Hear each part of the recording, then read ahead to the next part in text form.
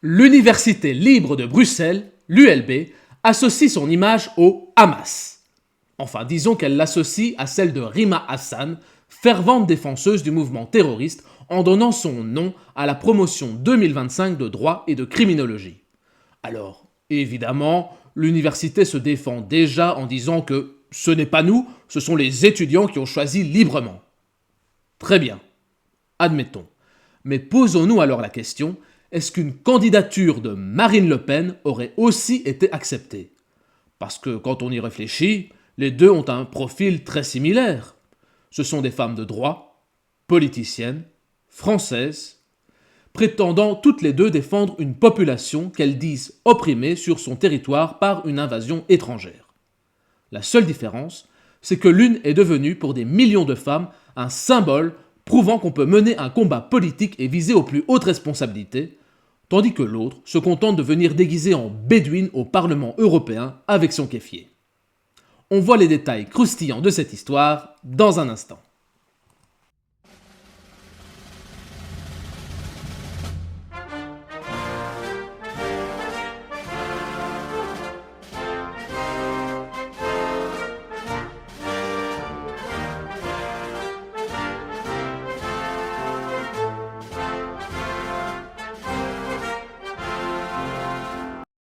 Alors, tout d'abord, qui est Rima Hassan? Eh bien, c'est une eurodéputée française, enfin française sur le papier, parce que honnêtement, je ne l'ai jamais entendue défendre les intérêts de la France. Elle est membre du mouvement politique La France Insoumise, c'est plus ou moins l'équivalent français du PTB chez nous les Belges, mais au moins le PTB prétend encore, dans son nom, défendre les intérêts des ouvriers belges.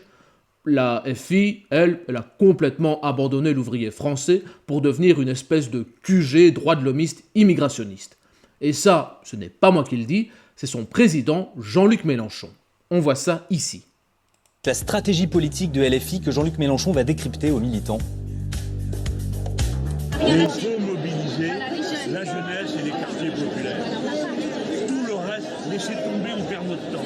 Là se trouve la masse des gens qui ont intérêt à une politique de gauche. Pour aller chercher ces gens-là, nos bases populaires, là il faut y aller nous. Personne d'autre ira et ça ne peut pas parler les autres. Le reste, vous oubliez, vous perdez votre temps. Les paroles de Jean-Luc Mélenchon. Et ce qui distingue Rima Hassan, c'est une obsession pour le sujet israélo-palestinien. Peu importe le sujet, vous pouvez lui parler de la migration des hirondelles, elle y reviendra systématiquement en vous parlant de déportation de Palestiniens par des Israéliens. En gros, Rima Hassan, c'est un petit peu l'opium des islamo-gauchistes. C'est la synthèse parfaite entre l'étudiante zadiste écolo-mondialiste et la militante intégriste. Ce n'est pas une figure de liberté, mais c'est une mascotte, le trophée idéologique de Jean-Luc Mélenchon qu'il brandit pour séduire son électorat qui, selon ses propres termes, se compose de la jeunesse et des banlieues. Et c'est ça que l'ULB a choisi pour représenter sa promotion 2025 de droit et de criminologie. Mais le vrai crime, c'est d'avoir transformé une université en vitrine militante d'extrême gauche communiste.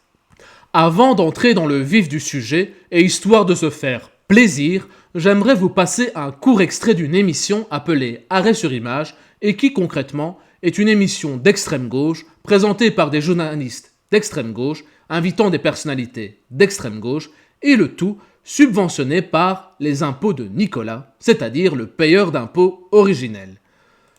Dans ce court extrait, on voit globalement ce que pense la gauche de Rima Hassan. Vous êtes belle, vous parlez bien, vous êtes une universitaire, vous baissez pas les yeux, vous êtes formidable, vous souriez, vous êtes formidablement efficace. C'est ça qui les fait rager. Je sais pas. Non. Oh, vous êtes magnifique, vous êtes formidable, je suis tout émoustillé en vous voyant. Oh là là, Rima. Je vous l'ai dit, Rima Hassan, c'est l'opium des islamo-gauchistes. Quand ils la voient, ils sont en extase, c'est la fête dans leurs pantalons. Mais bon, les gars, réveillez-vous, la meuf est casée et elle ne vous calcule même pas. Voilà ce que pense la gauche de Rima Hassan.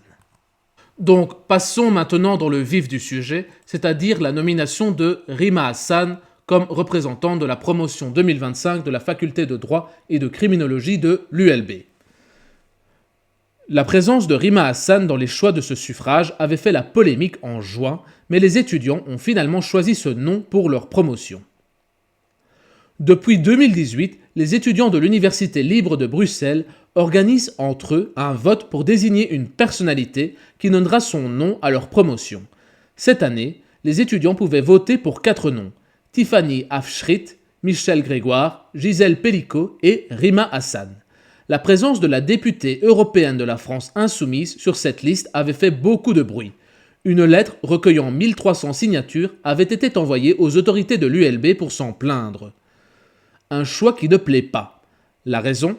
Les valeurs démocratiques de l'Université libre de Bruxelles ne peuvent pas être associées à celles de Rima Hassan. La lettre reproche à la députée européenne ses rapports avec les pouvoirs algériens et iraniens, avec le régime sanguinaire de Bachar al-Assad, ou encore ses prises de parti dans le conflit israélo-palestinien. Les prises de position publiques de Rima Hassan sont régulièrement qualifiées par de nombreux observateurs comme porteuses de discours clivants et incitant à la haine, alors que la société civile que nous souhaitons aux jeunes générations de juristes est celle d'une société apaisée et ouverte au dialogue, peut-on notamment lire dans cette lettre. Un choix qui va faire débat. À cause de problèmes techniques, le premier vote n'avait pas été validé. Le résultat est tombé et Rima Hassan donnera son nom à la promotion. Les étudiantes et étudiants de Master 2 de la faculté de droit et de criminologie de l'ULB ont désigné par vote la personnalité dont leur promotion 2025 portera le nom. Leur choix s'est porté sur l'eurodéputé Rima Hassan. La faculté prend connaissance du résultat de ce processus démocratique, a communiqué l'université. Comme chaque année depuis 2018, les étudiantes et étudiants de notre faculté ont choisi symboliquement le nom de leur promotion. Il ne s'agit pas d'un choix institutionnel ou des autorités facultaires.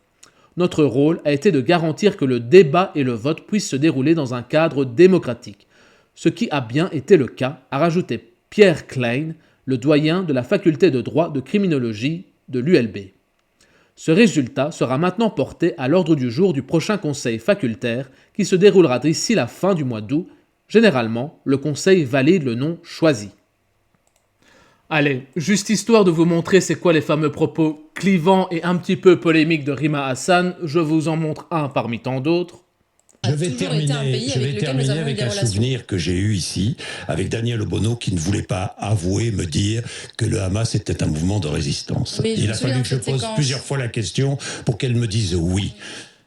Le Hamas, c'est un mouvement de résistance. Vous dites la même chose que Daniel Obono, on est bien d'accord. Moi, je parle la langue du droit international. Le Hamas a une action légitime du point de vue du droit international. Bon, c'est un mouvement de résistance. Non, parce que la résistance, si vous voulez, ça peut donner justement un sujet à interprétation de vous êtes pour ou contre. La question du droit international, c'est une boussole. Tout le monde doit se tenir à cette boussole. La légitimité de la lutte armée dans un contexte de colonisation, elle est extrêmement claire. Et c'est ma position. Et par ailleurs... Le Hamas a une action légitime. C'est ma boussole. Point. Voilà les propos derrière lesquels se rangent l'ULB et les étudiants qui étudient. Et on en revient à la question de départ dans l'introduction. Est-ce que Marine Le Pen aurait pu être nommée à la place de Rima Hassan ? Et si on est un tant soit peu honnête, bien sûr que non. Même si les deux femmes de gauche sont similaires en tout point, vous comprenez, massacrer, kidnapper et abuser de milliers de juifs et de juives, pourquoi pas, mais vouloir réglementer l'immigration dans son propre pays, quelle horreur, quasiment le nazisme, vous n'y pensez pas, l'université ne peut pas s'associer à des idées aussi nauséabondes. Mais bon, pour être honnête, ce qui me dérange dans cette histoire, ce n'est pas que des étudiants gobent et régurgitent tous les poncifs d'extrême gauche, ni même le fait qu'ils soient en émoi devant cette parodie de militantisme Leader Prize qui, je vous le rappelle, afin de soutenir son fameux mouvement de résistance du Hamas, avait entamé une grève de la faim qui aura duré 10 heures, non pas 10 jours, mais bien 10 heures. Non, ce qui me dérange, c'est que tout ça se fait avec mes impôts. En effet, l'ULB est une institution publique dont la majorité des subsides provient de la région Wallonie-Bruxelles. Et donc, comme d'habitude, je me retrouve, moi, ainsi que des millions d'autres Nicolas, c'est-à-dire des payeurs d'impôts nets belges, à subventionner, avec nos impôts, des discours et des comportements qui nous débectent. Car, contrairement aux étudiants d'extrême gauche, on a autre chose à foutre que d'aller beugler dans la rue pour exprimer notre émoi à géométrie variable pour la cause du moment qui est à la mode. Et si tu veux soutenir et accueillir toute la misère du monde, eh bien soit, mais fais-le avec ton argent et pas le mien. Et pour finir, ce qui m'inquiète profondément, c'est que, contrairement à la France, en Belgique, nous n'avons pas d'équivalent à l'ENA, une école nationale de l'administration, et donc la plupart de nos élites politiques sortent de l'ULB. Et sachant qu'une majorité d'étudiants a décidé d'élire Rima Hassan, une politocarde, communiste, intégriste et accusée d'antisémitisme comme symbole de leur promotion, eh bien je peux vous dire que l'avenir politique de notre pays sera radieux. Voilà, c'est tout pour aujourd'hui. Si tu as aimé la vidéo, n'hésite pas à liker, à t'abonner et à partager. Et surtout, dis-moi en commentaire si tu aurais préféré Rima Hassan ou Marine Le Pen pour représenter ta promotion universitaire. Mais surtout, d'ici là, n'oublie pas, la liberté, c'est avant tout un choix.